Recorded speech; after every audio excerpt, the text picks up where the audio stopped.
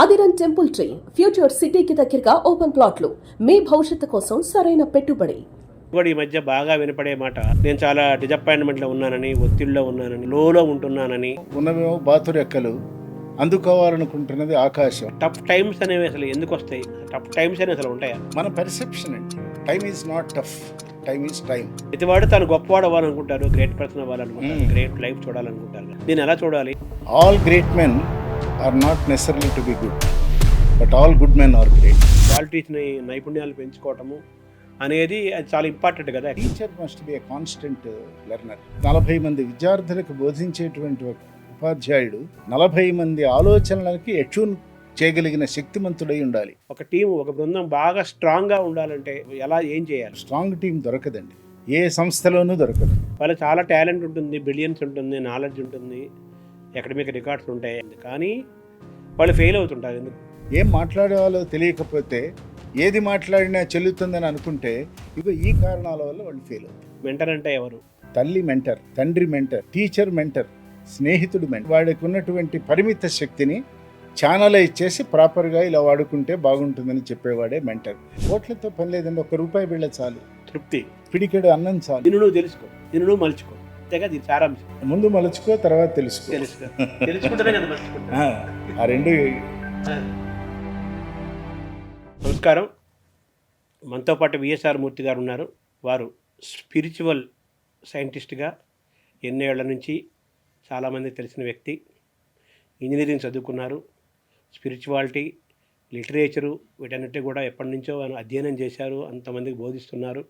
అనేక సంస్థలను నిర్మించారు, అనేక మంది వ్యక్తులని వికాసం వైపు నడిపించారు. జిల్లెలమూడమ్మ, పుట్టపర్తి సత్యసాయిబాబా, సద్గురు కందుకూరి శివానందమూర్తి గారు, అబ్దుల్ కలాం, ఇలా అనేక మందితో వారికి వ్యక్తిగతమైన ఆత్మీయమైన అనుబంధం ఉంది. వారి నుంచి ప్రేరణ పొందారు. వారి నుంచి నేర్చుకున్న అంశాల ద్వారా ప్రపంచానికి, సమాజానికి కూడా ప్రేరణ ఇస్తున్నారు. ఒక మనిషి, ఒక సమాజం, ఒక దేశం విజయవంతంగా ఉండాలన్నా, ఆనందంగా ఉండాలన్నా, శాంతియుతంగా ఉండాలన్నా ఏం చేయాలి, ఏం చేయకూడదు, ఇలా అనేక అంశాలు వారి దగ్గర మనం తెలుసుకోవచ్చు. అంటే ఆరోగ్యము, మానసిక ఆరోగ్యము, శారీరక ఆరోగ్యము, అలా బిజినెస్లో సక్సెస్, ఫెయిల్యూరు, అలా వ్యక్తిగత జీవితంలో లీడర్గా ఎదగాలంటే అలా ఏం చేయాలి, ఇలా పర్సనాలిటీ డెవలప్మెంట్కి, మళ్ళీ ఒక సమాజ నిర్మాణానికి, దేశం యొక్క అభివృద్ధికి మల్టిపుల్గా వారి దగ్గర నుంచి ఎన్నో విషయాలు మనం తెలుసుకోవచ్చు. అందులో భాగంగా ముందు మనం వ్యక్తితో మొదలు పెడతాం. ప్రతి మనిషి, కొంతమంది వ్యక్తులు అయితేనే ఒక సమాజము, కొన్ని సమాజాలు అయితేనే ఒక రాష్ట్రము, కొన్ని రాష్ట్రాలు అయితే ఒక దేశము, ఇదంతా కలిపితే ఒక మానవాళి ప్రపంచం అవుతుంది. కాబట్టి వ్యక్తి నుంచి మొదలు పెడతాము. వారిని అడిగి వారి ద్వారా తెలుసుకొని, మనం వారి ద్వారా గుణపాఠాలు, పాఠాలు నేర్చుకొని గొప్ప వ్యక్తులుగా తయారై గొప్ప దేశాన్ని, గొప్ప ప్రపంచాన్ని నిర్మించే ప్రయత్నంలో వారి జ్ఞానాన్ని మనం తీసుకుందాం, పంచుకుందాం. నమస్కారం మూర్తి గారు. నమస్కారం అండి.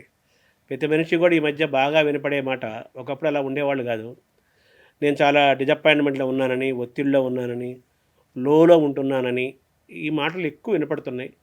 తర్వాత సైకాలజిస్టుల యొక్క పాత్ర కూడా పెరిగింది, సంఖ్య పెరుగుతోంది, కన్సల్టెన్సీలు పెరుగుతున్నాయి. మోటివేషను ఒక మనిషి ఎలా తెచ్చుకోవాలి, ఎక్కడి నుంచి తెచ్చుకోవాలి? దీన్ని చాలా లోతుగా గనక విచారణ చేస్తే, ఈ లోగా ఉండటం, డిసప్పాయింట్ అవ్వటం, ఫ్రస్ట్రేట్ అవ్వటం, డిస్ట్రెస్ అవ్వటం, ఈ పదాలన్నీ కూడా భారతదేశానికి పెద్ద పరిచయమైన పదాలు ఒకప్పుడు కావు.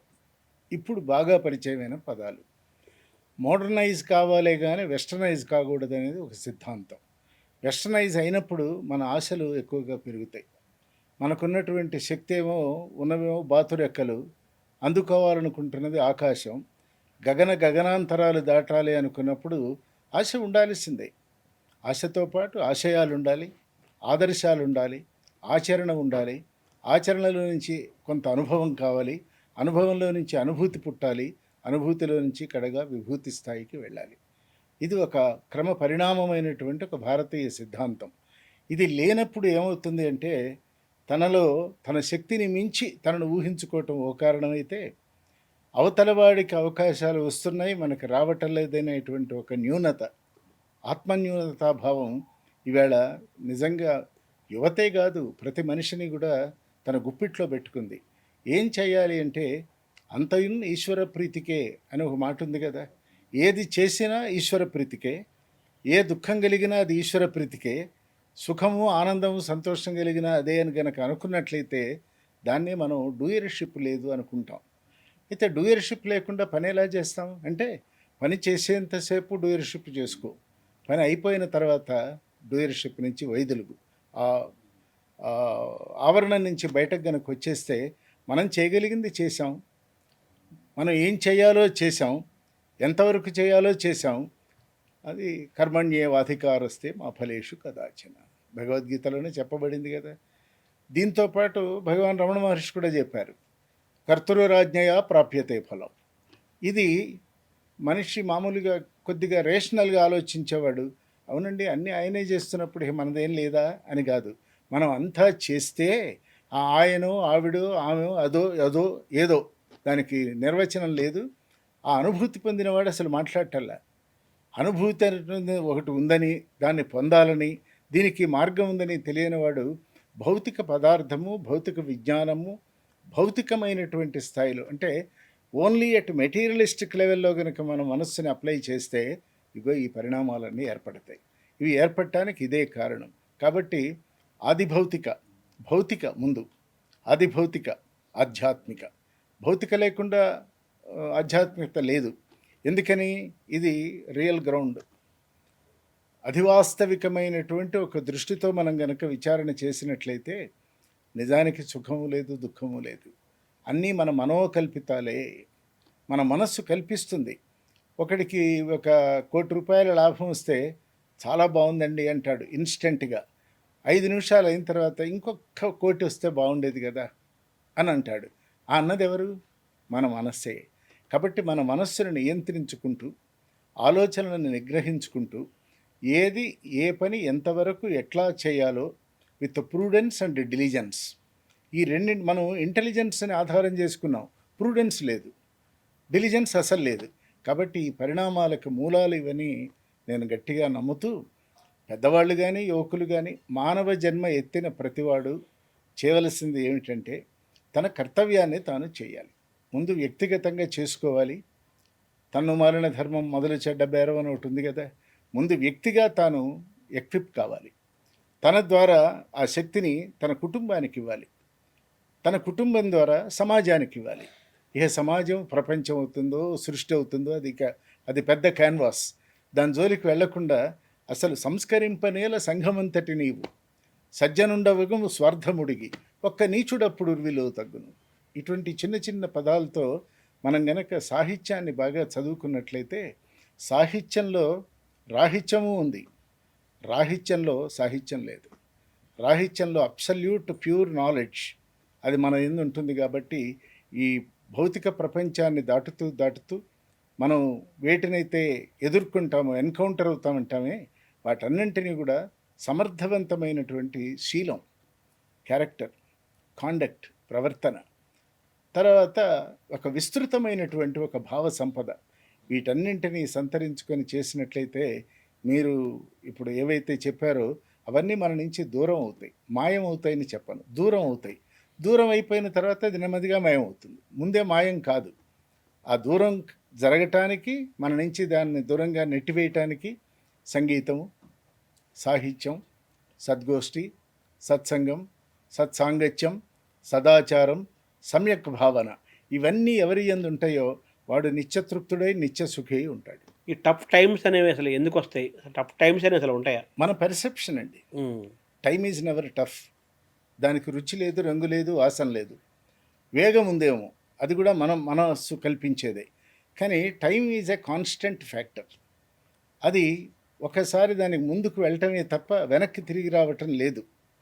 ఆ పరిగెత్తుతున్నటువంటి ముందుకు వెళుతున్నటువంటి కాలంతో మనం పోటీ పడ్డప్పుడు, మన దగ్గర అంత శక్తి లేనప్పుడు, ఏది అందుకోవాలో దానిని అందుకోలేని స్థితిలోకి మన మనస్సు వెళ్ళినప్పుడు, మనకొచ్చిన అవకాశాలని చక్కగా సద్వినియోగం చేసుకోనప్పుడు ఆ సమయాన్ని మనం టఫ్ టైమ్గా మార్చుకుంటాం. Time is not tough, time is time, అంతే. Mind is everything. Mind is everything. ప్రతివాడు తాను గొప్పవాడు అవ్వాలనుకుంటారు, గ్రేట్ పర్సన్ అవ్వాలనుకుంటారు, గ్రేట్ లైఫ్ చూడాలనుకుంటారు కదా. నేను ఎలా చూడాలి? నిజంగా గ్రేట్ ఎలా అవ్వాలి? ఓ మాట చెప్పనా, all great men are not necessary to be good, but all good men are great. నా ఉద్దేశంలో మంచితనాన్ని మించినటువంటి గొప్పతనం లేదండి. అది ఉంటే వాడి ఆలోచన ముందు హ్యూమనైజ్ అవుతుంది, హ్యూమనైజ్ అయింది డివినైజ్ అవుతుంది. తర్వాత స్పిరిచువలైజ్ అవుతుంది. ముందు స్పిరిచువాలిటీ రాదు, ముందు హ్యూమనైజ్ చేయాలి, మానవతా పరిమళాన్ని దానికి అద్దాలి మన మనస్సులో ఆలోచన పుట్టగానే. కాబట్టి వాడు గ్రేట్ మ్యాన్ ఏమైనా అంటే ప్రాపంచికమైనటువంటి దృష్టిలో వాడు మన గ్రేట్ మ్యాన్. ఎవరు అచీవ్ చేయలేనిది వాడు చేశాడు, హీజ్ గ్రేట్. కానీ అది కాంప్రహెన్సివ్ కాదు కదా, అది 360 degrees కాదు కదా. ఒక విషయంలో గ్రేట్ అయినాడు, హ్యూమనిజమే లేదు. దయలేని హృదయం ఉన్న ఓ డాక్టర్ గారు, నిజాయితీ లేని ఓ ఇంజనీర్ గారు, ఎడిక్వేట్గా చదవవలసింది చదవకుండా వచ్చేటువంటి ఒక ఉపాధ్యాయుడు, ప్రిపేర్డ్నెస్సే లేనివాడు, ఎగ్జాక్ట్నెస్ అంటే తెలియనివాడు, వీళ్ళందరూ గ్రేట్ మెన్ ఎలా అవుతారంటే ఈవేళ ఆధునిక ప్రపంచాన్ని చూస్తే పాపులారిటీ ఎవరికి ఉందో వాడిని మనం గ్రేట్ మ్యాన్ అంటున్నాం. అన్యాయం అది. పాపులారిటీ వేరు, ప్రతిభ వేరు, వ్యుత్పత్తి వేరు, ప్రజ్ఞ వేరు, ఉపజ్ఞ వేరు.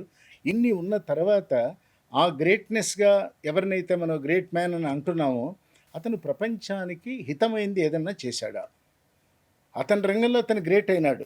ఆ గుడ్నెస్ ఎప్పుడు వస్తుందంటే నీ దగ్గర ఉన్నటువంటి దాన్ని, సంపద కానివ్వండి, విజ్ఞానం కానివ్వండి, లేదు అల్టిమేట్గా అద్వైత దృష్టే జ్ఞానం కాబట్టి అటువంటి జ్ఞానాన్ని కానీ ఏ రకమైన లాభాపేక్షని కోరుకోకుండా అవతల వ్యక్తి వికాసంలో మన మాట ఒక పాత్ర వహిస్తుందన్నప్పుడు నిరపేక్షంగా నిర్మమంగా ఇవ్వగలిగినట్లయితే that is real sacrifice and he's a great man. ఒక్కసారి ఒక 50 ఏళ్ల క్రితం మనం సంగీతంలో కానీ, సాహిత్యంలో కానీ, వైజ్ఞానిక రంగంలో కానీ, ఇన్వెన్షన్స్లో కానీ, రీసెర్చ్లో కానీ, ఇన్నోవేషన్స్లో కానీ స్వర్ణయుగంగా మనం చెప్తాం. అది స్వర్ణయుగం ఎందుకైందంటే దేవర్ ఆల్ గుడ్ మెన్. వాళ్ళకు వచ్చింది. ఇప్పుడు పోతన గారు భాగవతం రాశారు, వ్యాసుల వారు సరే ఆయన చేసింది, ఆయన సరస్వతి ప్రవాహమే అది. వాటికి దేనికి కాపీరైట్ లేదు కదండి, దేనికి కాపీరైట్ లేదు.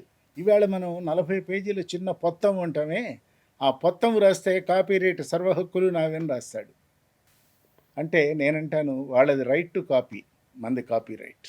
Copy to right, right to copy అంతే, మంది కాపీ రైట్, మంది కాపీ. అట్లా మనిషి ఏం చేస్తాడంటే ఎక్కడికక్కడ ఒక తన పరిధిని కుచించుకుంటూ, ఆ కుంచినటువంటి దాంట్లో తాను ఉంటూ, అదే తాను సృష్టించిన ప్రపంచమని భ్రమిస్తూ, తన చుట్టూ జరుగుతున్నటువంటి అనేకమైన పరిణామాలు వేటిని గమనించకుండా నాకు తెలిసిందే ఫైనల్ అని ఎవరైతే అనుకుంటారో వాడికి ఏమీ తెలియదని నా ఉద్దేశం.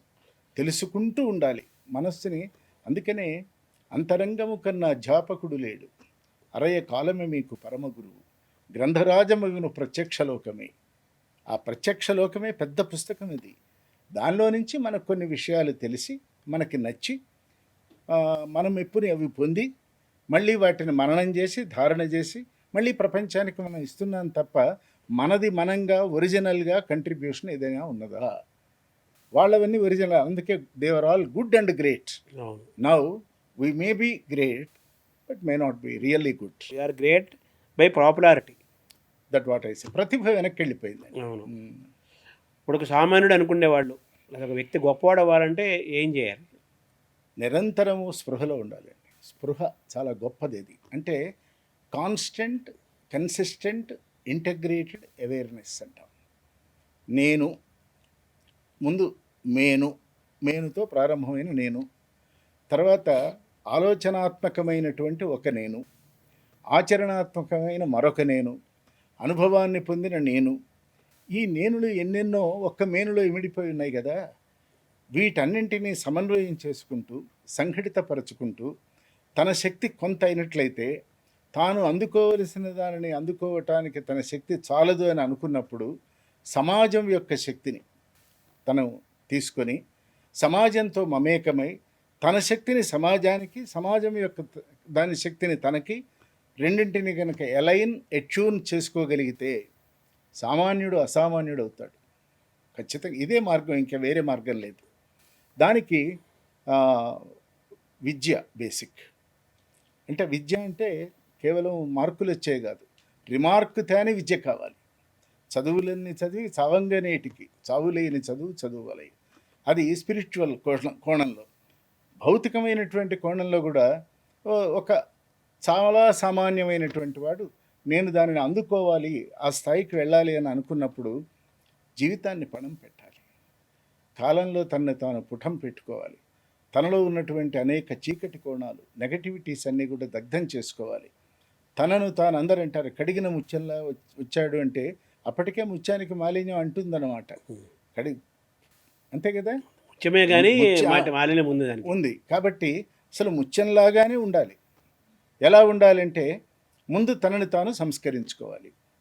ఆ సంస్కరణలో నుంచి సమాజంలోకి వెళ్ళినప్పుడు నెమ్మదిగా సామాన్యంగా ప్రారంభమైన ఒక చినుకండి, ఎక్కడో ఒక చినుకు పడుతుంది, అది వర్షం అవుతుంది.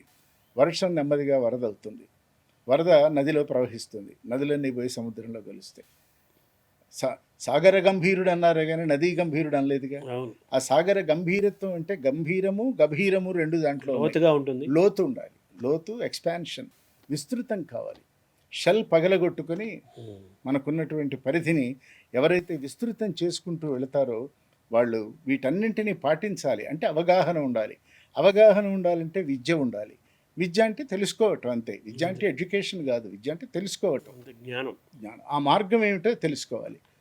అంటే మన కంటిన్యూస్ లెర్నింగ్, అలాగే అప్గ్రేడేషన్, మన క్వాలిటీస్ని, నైపుణ్యాలు పెంచుకోవటము అనేది అది చాలా ఇంపార్టెంట్ కదా యాక్చువల్గా. ఖచ్చితంగా.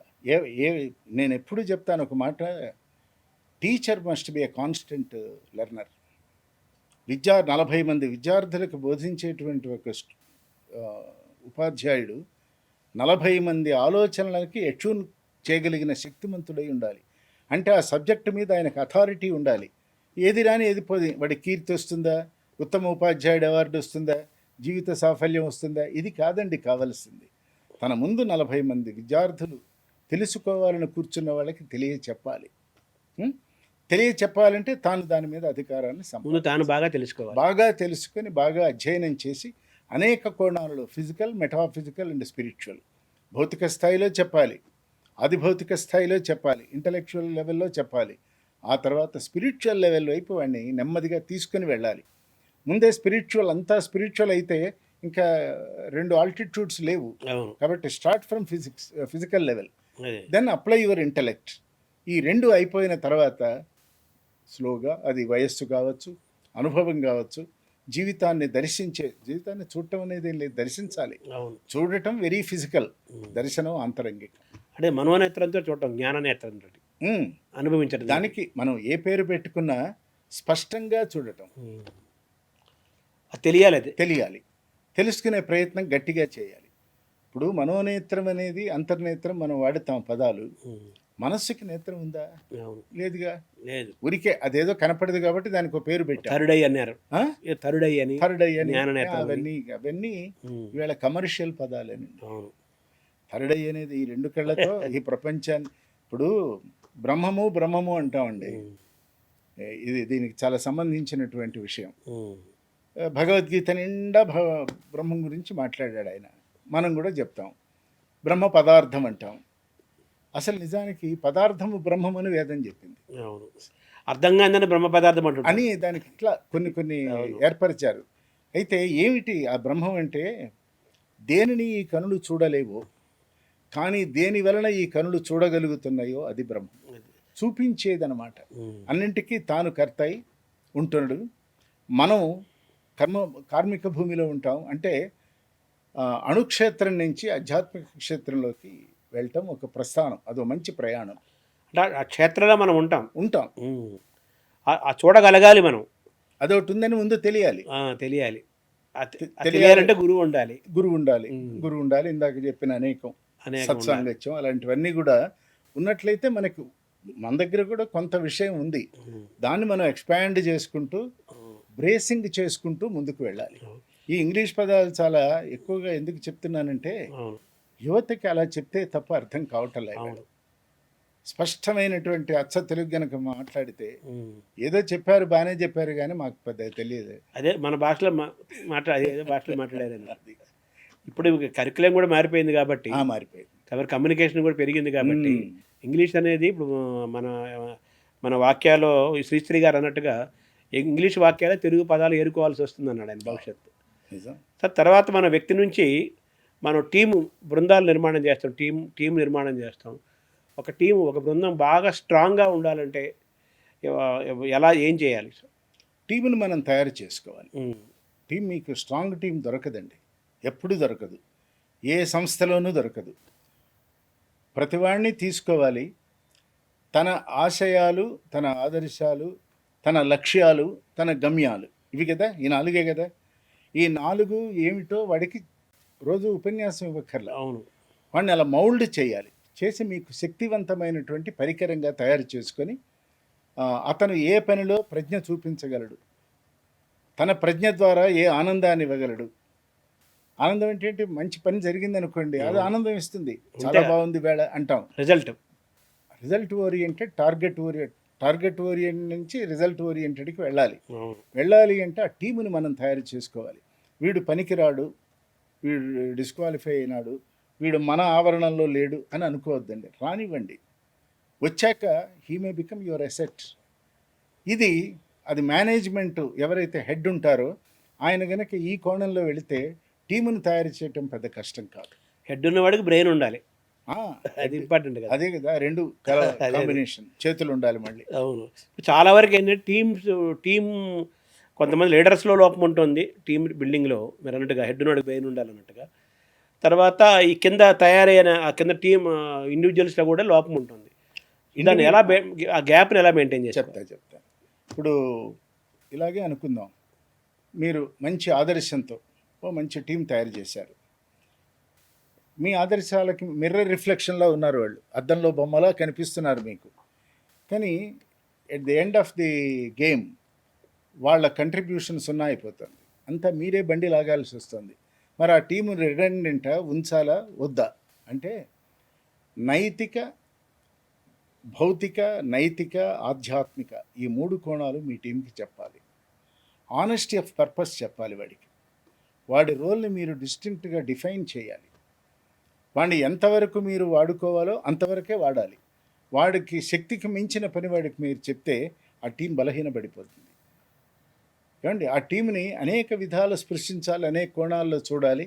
దాన్ని కాన్స్టెంట్ మానిటరింగ్ చేయాలి. Check, trust but have a check. Trust your team but have a check over them. ఈ రెండింట్లలో ఏది మిస్ అయినా మీకు మీరే తయారు చేశారు, ఆ టీం మీద మీకే ట్రస్ట్ లేదు, ఈ రిజల్ట్ విల్ బి 0. అవును కదా. మరి వాడికి ఏం చేయాలంటే బట్ హ్యావ్ ఏ చెక్. స్మార్ట్గా ఉండాలి, ఓవర్ స్మార్ట్గా ఉండకూడదు. తర్వాత కంపెనీ యొక్క లక్ష్యాలు వాడికి చెప్పాలి. ఇది మనం ప్రాఫిట్ ఓరియంటెడ్గా వెళుతున్నాం, మన లక్ష్యం ఏంటంటే ఒక 100 కోట్లు టచ్ చేయాలి, దానిలో మీ పాత్ర ఇది, మీరు చేయవలసింది ఇంతే అని గనక హెడ్కి ఆ స్పష్టత ఉన్నట్లయితే ఖచ్చితంగా టీం చాలా స్ట్రాంగ్ టీం తయారవుతుందండి. దానికి కావలసింది కమిట్మెంట్ కావాలి, నిబద్ధత కావాలి. నిబద్ధతతో పాటు కొంత సాక్రిఫైస్ చేయాలి. వాళ్ళు ఏమి సాక్రిఫైస్ చేయగలరు? టైంని సాక్రిఫైస్. టైం ఇచ్చేస్తే చాలండి. గంట అవగానే ఇలా వాచ్ చూసుకొని అయిపోయింది అనకూడదు, చేస్తూ వెళ్ళాలి అవసరమైతే. ఇట్లా టీంని నిరంతరం కూడా, నేనంటాను మోటివేషన్ చాలా చిన్న పదం అండి అది. ఆ పదం మనం అలా వాడి నిజంగా ఒక జాతి వెనక్కి వెళ్ళిపోయింది. ఇన్స్పైర్ చేయండి, ముందు ఇగ్నైట్ చేయండి, వాళ్ళ కిండిల్ ఎ థాట్, వెలిగించి ఈ ఆర్గనైజేషన్ నాది అనేటువంటిది ఆ టీంకి ఉండాలి, టీం లీడర్కి కూడా ఉండాలి, డౌన్ బిలో వాళ్ళకు కూడా ఉండాలి. అది అయిన తర్వాత ఇన్స్పైర్ చేయాలి, తర్వాత ఇలస్ట్రేట్ చేయాలి, డెమాన్స్ట్రేట్ చేయాలి, తర్వాత ఇల్యూమినేట్ చేయాలి. అంటే స్టేజెస్, డిఫరెంట్ స్టేజెస్. అంటే ఇండివిజువల్గా ఒక టీం ఉంటే ఆ టీంలో ఇండివిజువల్గా రిజల్ట్ సాధించాలి, ఇండివిజువల్గా ప్రతివాడు రిజల్ట్ ఓరియంటెడ్గా ఉండాలి, ఒక ఫలితాన్ని రిజల్ట్ని సాధించాలి. తర్వాత వీళ్ళందరూ కలిపిన ఆ టీము కలిపి ఒక అద్భుతమైన రిజల్ట్ని ఇవ్వాలి. ఆ రిజల్ట్ ఓరియంటెడ్ ఉండాలి అంటే from individual to team leader వరకు కూడా ముందు వాళ్ళకంటూ కొన్ని బేసిక్ క్వాలిటీస్ ఉండాలి కదా. క్వాలిటీస్ లేకపోతే మనం ఇన్పుట్స్ ఇవ్వాలి. అంటే ఏమి ఇవ్వాలి సార్? అంటే మన దగ్గర ఉన్న ఇన్పుట్స్ అతనికి ఇవ్వాలి, అతని దగ్గర ఇన్పుట్స్ని మనం కూడా తీసుకొని రెండింటిని బ్యాలెన్స్ చేయాలి. అంటే బేసిక్ క్వాలిటీస్ ఏమి ఉండాలి? ఏమి ఇవ్వాలంటే అతను మోటివేట్, అదే ఇన్స్పైర్ చేయాలి, కమిట్మెంట్ వచ్చేట్టుగా చేయాలి, అతను చేసిన పనికి ఎప్రిసియేషన్ ఇవ్వాలి. అది మోటివేషన్ కాదు, ఎప్రిసియేషన్ ఇవ్వాలి. అవును, ఎప్రిసియేషన్తో పాటు కాంపెన్సేషన్ ఇవ్వాలి. కాంపెన్సేషన్తో పాటు రికగ్నిషన్ ఇవ్వాలి. ఏమండి, ఎక్కడికక్కడ ఇవన్నీ గనక రోజు ఈ మాటలన్నీ చెప్పుకోవాలక్కర్లా, సైలెంట్గా గనక జరిగిపోతే team automatically becomes very strong. Sir చాలామంది వాళ్ళకి చాలా టాలెంట్ ఉంటుంది, బ్రిలియన్స్ ఉంటుంది, నాలెడ్జ్ ఉంటుంది, అకాడమిక్ రికార్డ్స్ ఉంటాయి, ఎక్సలెన్స్ ఉంటుంది, కానీ వాళ్ళు ఫెయిల్ అవుతుంటారు ఎందుకు? 2 కారణాలండి. ప్రూడెన్స్, ప్రాగ్మాటిజం అనే అధివాస్తవిక దృష్టి లేకపోవటం మెయిన్ కారణం. నా దగ్గర డబ్బు ఉంది, ఒక 100 crores డబ్బు ఉంది, దీన్ని 100 దాకా తెచ్చా కదా, 1000 ఐ కెన్ జస్ట్ మల్టిప్లై అనుకుంటాడు. అవదండి, అట్లా అవ్వదు. మరి ఏం చేయాలి? ఎందుకని ఫెయిల్ అవుతున్నారంటే ఐడియలిజంతో బిజినెస్ నడవదు. ఆదర్శవాదానికి వ్యాపారానికి సంబంధమే లేదు. వ్యాపారం అంటే వ్యాపారమే. దానికి అక్కడ ఇవాళ చెప్తున్నా అంకెలే లంకెలు అంటాం. అంకెలు అంటే ఫిగర్స్. ఆ figures can be in terms of మీ తెలివితేటలు కావచ్చు, డబ్బు కావచ్చు, మరొకటి కావచ్చు, ఏదైనా సరే అచీవ్మెంట్స్ కావచ్చు. కానీ అసలు ముందే ఎందుకు ఫెయిల్ అవుతున్నామంటే ఏం చేయదలుచుకున్నానో అతనికి స్పష్టత లేదు. క్లారిటీ ఉండాలి. క్లారిటీ అండ్ కన్విక్షన్ ఉండాలి. ఈ 2 లేకపోతే అసలు మనిషి జీవితం, వ్యాపారం వదిలేయండి, మానవ జీవితంలో కూడా క్లారిటీ అండ్ కన్విక్షన్ ఈ 2 ఉండాలి. స్పష్టత, ఐ రిపీట్. ఆ స్పష్టత లేకపోతే నేనేం చేస్తున్నానో తెలియకపోతే, ఏం మాట్లాడాలో తెలియకపోతే, ఏది మాట్లాడినా చెల్లుతుందని అనుకుంటే, ఇగో ఈ కారణాల వల్ల వాళ్ళు ఫెయిల్ అవుతారు. ఈ మధ్య మెంటర్ అనే మాట బాగా వినపడుతుంది కదా, ఏంటి వాటి ఇది బెస్ట్ మెంటర్? మెంటర్ అంటే ఎవరు? మనం కూడా మెంటర్గా, మామూలు వ్యక్తి కూడా మెంటర్గా, లీడర్ బికమ్ మెంటర్గా మారచ్చా? ఇప్పుడు లీడర్ వేరు, మెంటర్ వేరు. Person to leader, leader to mentor. Person ఉన్నాడు, వాడు ఎలాగో ఉన్నాడు, వాడే కావాలి, వాడు ఇదన్నా కావాలి, అదన్నా కావాలి, లేకపోతే 2 కావాలి, అంతే కదా. Leader is always a greater state than mentor. Mentoring అంటే వాడి మనస్సుని, వాడి ఆలోచనని కొంత ఛానలైజ్ చేయగలిగిన శక్తి ఉన్నటువంటి వాడు మనకి మెంటర్. మెంటర్ లీడర్ కాలేడు, ఇంపాసిబుల్. అది తర్వాత స్టెప్ కాదు. Leader can be always a mentor. నేను సర్వసమర్థుడిని అనుకోండి, నా దగ్గర అత్యుత్తమమైన నాయకత్వ లక్షణాలు ఉన్నాయి, నేను మెంటర్గా 100 మందిని మోటివేట్ చేయగలుగుతా, ఇన్స్పైర్ చేయగలుగుతా. నేను మెంటర్నే అనుకోండి, 5-6 10 మందిని, 100 మందిని మెంటరింగ్ చేయగలుగుతా. ఆ మెంటరింగ్ అంటే ఏమిటంటే ఒకానొక సబ్జెక్ట్లో, ఒకానొక విషయంలో వాడికి ఉన్నటువంటి పరిమిత శక్తిని ఛానలైజ్ చేసి ప్రాపర్గా ఇలా వాడుకుంటే బాగుంటుందని చెప్పేవాడే మెంటర్. ఒకప్పుడు 40 ఏళ్ల క్రితం సమాజంలో మెంటరింగ్ లేదు మనకి. తల్లి మెంటర్, తండ్రి మెంటర్, టీచర్ మెంటర్, స్నేహితుడు మెంటర్, అవునా కదా? అవి మనం అనుభవించాం. మెంటర్స్ ఉండేవాళ్ళు, వాళ్ళకి ఆ మెంటర్ టైటిలే లేదు, కానీ they could do all that expecting nothing from the other side. సమాజంలో వాడు ఎవరైనా కానివ్వండి, జాతి లేదు, మతం లేదు, కులం లేదు, వర్గం లేదు, వర్ణం లేదు, మెంటరింగ్ చేస్తూ వచ్చారు. మనం కూడా నెమ్మదిగా ఆ పదాన్ని వదిలేద్దాం. ఎందుకంటే అది ఏమిటో తెలియక హీజ్ మై మెంటర్ అంటాడు, ఇంకోటి హీజ్ మై పియర్ అంటాడు. ఏమిటో ఆ పదాలు. శ్రేయోభిలాషి, అంతే, మంచి మార్గంలో నడిపించేవాడు, మంచి మాట చెప్పేవాడు, మంచిని ఆచరించేవాడు, తాను ఆచరించి బోధిస్తాడు కనుక ఆయన మాత్రమే ఆచార్య అంటాం. అంతేనే ప్రొఫెసర్ ఆచార్య కాదు కదా. పాఠాలు చెప్పిన అందరూ గురువులు అవ్వరు కదా. ఎట్లా అవుతారు? టీచర్ అవుతాడు కానీ గురువు అవ్వరు. టీచర్ అవుతాడు, ఉపాధ్యాయుడు అవుతాడు, అధ్యాపకుడు అవుతాడు, అంతేగాని అంతే. మార్గదర్శనం చేసుకునే వాళ్ళే గురువులు అవుతారు. అంతే. అది తండ్రి కావచ్చు, స్నేహితుడు కావచ్చు, తల్లి కావచ్చు, స్కూల్లో పాఠాలు చెప్పాడు కావచ్చు, పక్కింటి అంకులు కావచ్చు. మార్గదర్శనం జీవితంలో చేసే ప్రతివాడు గురువు కానక్కర్లా నా దృష్టిలో. సన్మార్గదర్శనం చేసిన వాడు మాత్రమే గురువు. మార్గం అంటే సన్మార్గం అని. అదే మార్గాలు బోల్డ్ ఉన్నాయి, చాలా దుర్మార్గాలు ఎక్కువ ఉన్నాయి. You must be very cautious and clear. అవును. తర్వాత హెల్త్ అండ్ డిసిప్లిన్ యొక్క పాత్ర మనిషి యొక్క సక్సెస్లో ఎలా చూడాలి సార్? ఖచ్చితంగా అది బేసిక్ అండి. చూడండి, మన చిన్నప్పుడు ఎలిమెంటరీ స్కూల్లో కూడా గోడల మీద రాసి ఉండేది ఆరోగ్యమే మహాభాగ్యం అని. తర్వాత మెటీరియలిజం ప్రబలినప్పుడు, భౌతికవాదం పెరిగినప్పుడు, గ్లోబలైజేషన్ అండ్ లిబరలైజేషన్లో ఉన్న ఈ కాలంలో ఆరోగ్యమే మహాభాగ్యం తిరగబడిందండి. మహాభాగ్యమే ఆరోగ్యం అనే స్థాయికి వచ్చేసాం మనం. కానీ మన దగ్గరున్న కరెన్సీ నోట్లు మనకు ఆరోగ్యాన్ని ఇవ్వవండి. మనకున్న పట్టు మంచాలు పట్టుపిరుపులు నిద్రనివ్వండి. మనకున్న అవకాశాలు అధిరోహించిన మెట్లు అహంకారాన్ని పెంచుతాయే తప్ప ఆత్మానందాన్ని ఇవ్వలేవండి. తృప్తే ముక్తి. మన దగ్గర నేను కంటెంటెడ్ పర్సన్ అనగానే నా కోట్లతో పని లేదండి. ₹1 బిళ్ళ చాలు, తృప్తి, పిడికెడు అన్నం చాలు, ఒక మంచి ఆప్తవాక్యం నా కన్నీరు తుడవచ్చు, ఒక వాత్సల్యపూరితమైన ఒక స్పర్శ నాకు అమితమైన బలాన్ని ఇవ్వచ్చు. నేను చీకట్లో కునారిల్లుతున్నప్పుడు నీకెందుకు ఆ లైట్ వేసుకో, చీకటి పారిపోతుందని చెప్పగలిగినటువంటి ఒక ఉత్తమ స్నేహితుడు ఉంటే చాలు. కాబట్టి ఇవన్నీ మనకి ఎక్కడున్నాయంటే మన చుట్టూనే ఉన్నాయి, మనం వాడుకోవటం తెలియదు. అది కాబట్టి ఆరోగ్యం శరీరమాద్యం ఖలు కర్మ సాధనం, శరీరమాద్యం ఖలు ధర్మ సాధనం. ధర్మబద్ధమైన కర్మలు చేయాలంటే మంచి శరీరం కావాలి. వీణ తీగలన్నీ గనక గట్టిగా లాగి బిగిస్తే దానిలో నుంచి ఆ తంత్రీనాదం పుడుతుంది. వీణ ఉంది కానీ అవన్నీ కూడా తీగలన్నీ కూడా లూజుగా పడి ఉంటే ఎంత వైణికుడైనా దాంట్లో నుంచి నాదాన్ని పుట్టించలేడు. అలాగే శరీరమే కనుక ఒక వీణ అయినట్లయితే దీనిలో ఉన్న 2,72,000 నాడులకి మనకి శక్తి ఉంది. దానిని మనం ప్రచోదనం చేయాలి. ఎలా చేయాలంటే యుక్తాహార విహారస్య, ఏ వయస్సులో ఎప్పుడు ఏ సమయంలో ఎంత ఏది తినాలి ఈ స్పృహ ఉండాలి. రెండవది యుక్తమైన విహారం చేయాలి. ఎక్కడికి వెళ్ళాలో అక్కడికి వెళ్ళాలి. ఎక్కడికి వెళితే మనం ఇతరులకు ఆనందం కలిగించగలమో అక్కడికి వెళ్ళాలి.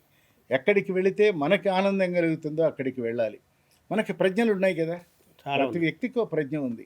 ఏనకైనా ప్రకారేణ యస్య కశ్యాపి దేహిన సంతోషం జనయేత్ ప్రాజ్ఞ తదేవ ఈశ్వర పూజనం. ఇదెవరో కవి పండితుడు రాయల. ఏమిటి అసలు ఈశ్వర పూజ అంటే? నీకున్న ప్రజ్ఞ ద్వారా అందరికీ ఆనందాన్ని కలిగించు. ఆ ప్రజ్ఞ భౌతిక విజ్ఞానమా, ఆధ్యాత్మిక విజ్ఞానమా, జ్ఞానమా, యోగమా, యాగమా, ధ్యానమా, ఏమిటి? ఇవన్నీ అనేక వందల వేల మార్గాలు మన భారతీయమైనటువంటి వాంగ్మయం నిండా ఉన్నాయి. అంటే థియరీ అండ్ ప్రాక్టీస్ల నుంచి చెప్పిన వచ్చిన వాక్యాలు అంతేగా. ప్రాక్టికల్గా వచ్చిన దాని నుంచి థియరీ పుట్టింది. It just reverse. అంటే theory makes theory for practicality. కాదు మహర్షులకు థియరీయే లేదు. అవును, మహర్షులకు ఉన్నది జ్ఞానం. ఆ జ్ఞానాన్ని థియరీ చేసి మనకిచ్చి వాళ్ళు వెళ్ళిపోయారు. అది దాన్ని మనం ఎగ్జిక్యూట్ ముందు అవగాహన పూర్తిగా చదవాలండి. ఎట్లా అంటే లోనారసి అంటారే, లోపలికి చూడాలి, లోపలికి చదవాలి. అంతా ఉన్నదంతా లోపలే అని. ఆ లోపల ఏది ఉందో దాన్ని కనుక గమనించినట్లయితే ఈ సంసారాన్ని, మీరు చెప్పిన ఈ బిజినెస్ని, వ్యాపారాన్ని, లేదు ఏ కళారంగంలో కానీ వాడు నంబర్ 1 ఎలా అవుతాడు అంటే తన శరీరాన్ని యోగం ద్వారా, ధ్యానం ద్వారా, తర్వాత ఏకాగ్రత ద్వారా, చిత్తైకాగ్ర స్థితిలో వీటన్నింటినీ పెట్టుకుని తన శరీరానికి కావలసిన పోషణ ఇచ్చి ఆ పోషణలో నుంచి అనేకమైన కార్యకలాపాలు చేసి, ఎందుకంటే కర్మానుబంధి మనుష్యలోకే, మనం అంతా కర్మ చేసి తీరాల్సిందే. కనురెప్ప వాలేదాకా పనిచేయాల్సిందే. అంటే పనే కదా, అంతే. అది కర్మ కానివ్వండి, కర్మయోగం కానివ్వండి, భగవంతుడి శక్తితో కూడి చేస్తే దాన్ని కర్మయోగం అన్నాం. మనంతటా మనమే చేస్తే కర్మ అన్నాం. మనం ఏమీ చేయకపోతే కర్మ అన్నాం. అంతే. అది నెగటివ్ షేడ్. కాబట్టి let us think positive, act positive and be positive. అంటే ఈ క్రమంలో ప్రతి మనిషి కూడా ఏదో వృత్తితోనో, ఏదో రంగంతోనో, ఏదో వ్యవహారంతోనో, ఏదో వ్యాపారంతోనో లింక్ అయి ఉంటాడు. జీవితం అలా సాగుతుంది. అది చాలా సహజమైన అంశం. సో ఈ క్రమంలో తన వ్యక్తిగత జీవితాన్ని, వృత్తిగతమైన జీవితాన్ని, రెండింటినీ, కెరీర్ అండ్ పర్సనల్ లైఫ్ని ఎలా బ్యాలెన్స్ చేసుకోవాలి? అక్కడ చాలామంది ఫెయిల్ అవుతున్నారు. వృత్తి వేరు, ప్రవృత్తి వేరు. కడగా చేరవలసిన మార్గం నివృత్తి. వృత్తి, ప్రవృత్తి, నివృత్తి కదా. వృత్తిలో మీరు ఉన్నప్పుడు మీ ప్రవృత్తిని అణుచుకొని ఉంచుకోండి, మీ అభిలాషలు దాచుకొని ఉంచుకోండి. వృత్తిని వృత్తిగా స్వీకరించండి. మీ దాన్ని ఏమంటామంటే కర్మసుకౌశలం. మీ దగ్గర ఉన్న సమస్తమైనటువంటి టాలెంట్ని వాడి మీ వృత్తిలో రాణించండి. వృత్తిలో ఉండగా నా ప్రవృత్తి సాహిత్యం, పద్యాలు రాసుకుంటానంటే మీరు ఏమి చేయలేరు. పద్యాలు రాసుకునే టైం వేరే చోటు ఉంది, మాట్లాడే చోట్లు వేరే ఉన్నాయి. మేనేజ్మెంట్ ఆఫ్ టైం, మేనేజ్మెంట్ కాదు, యూటిలైజేషన్. ఆ యూటిలైజేషన్ ఎలా చేయాలి, ఎప్పుడు ఏం చేయాలనేటువంటి ఒక బ్యూటిఫుల్ డిస్క్రిప్షన్ ఉండాలి. ప్రయారిటైజ్ చేసుకోగలగాలి. నేను నా వృత్తిలోకి ఇప్పుడు నేను ఇక్కడికి వచ్చా, మా ఇంటి నుంచి మీ దగ్గరికి వచ్చా. ఇక్కడ నా ప్రవృత్తులతో మీకేం సంబంధం లేదండి. నా హాబీస్ మీకేం సంబంధం? నేను వచ్చి మీరు అడిగిన వాటికి చెప్పగలుగుతున్నానా లేదా? అవును. నేను వెళ్ళి ఏదన్నా మంచి చెప్పగలనా లేదా? మంచి అంటే సత్యం చెప్పగలనా లేదా? దానికి ఏ రకమైన ముసుగు వేయకుండా చెప్పగలనా లేదా? భారత భగవద్గీతాది ఉద్గ్రంథాల అన్నింటి రామాయణంతో సహా వాటిని ఈనాటి మానవుడికి, ఈనాటి యువతకి దానిలో ఉన్నటువంటి మానవీయ భావమే చెప్పగలనా? దాని ఇంటర్ప్రిటేషను, పర్సెప్షన్స్ ఎలా ఉన్నాయి అనేదే ఇప్పుడు నా వృత్తి. ఇక్కడ నా ప్రభుత్వం మీకు సంబంధం లేదు. అవును. కానీ ఈ రెండింటిని నేను సమన్వయం చేసుకోగలిగితే, ఈ కించిత్ స్పృహ నాకున్నట్లయితే నా మార్గమే నివృత్తి మార్గం. ఇప్పుడు ప్రతివాడు నాకు టైం లేదంటాడు, తర్వాత చాలా టెన్షన్ గురవుతుంటాడు, ఇంటికి వచ్చి నానా హైరాణ పడతాడు, లేదా ఆఫీస్కి వచ్చి కంగారు పడిపోతుంటాడు. అదే వృత్తి అండ్ వృత్తిగతం మధ్య ఎందుకు అంత మంచి సఫర్ అవుతున్నాడు? అది దానికి సొల్యూషన్ ఏంటి? Cramer versus Cramer. అది ఆ లోపల సంఘర్షణను సృష్టించుకుంటున్నది మీరే. ఇప్పుడు నేను తాళం వేసి వచ్చానండి, నేను దాని గురించి ఆలోచించను. ఇక్కడి నుంచి మెట్లు దిగి కారెక్కి వెళ్ళానండి, దీని గురించి నేను ఆలోచించను. దీనికి పెద్ద జ్ఞానం ఏం కావాలండి? ఆలోచించకుండా ఉండటమే జ్ఞానం. దీన్ని గురించి ఈ క్షణాన అవును. మళ్ళీ మీరు పిలిచారు, ఎప్పుడైనా నేను వచ్చినప్పుడు దీనిని గురించే ఆలోచించాలి. ఈ సమయాన్ని దాని మీదనే ఏకాగ్రం చేయాలి. ఇది తెలియక 6 గంటల దాకా ఆఫీస్లో ఉంటాడు.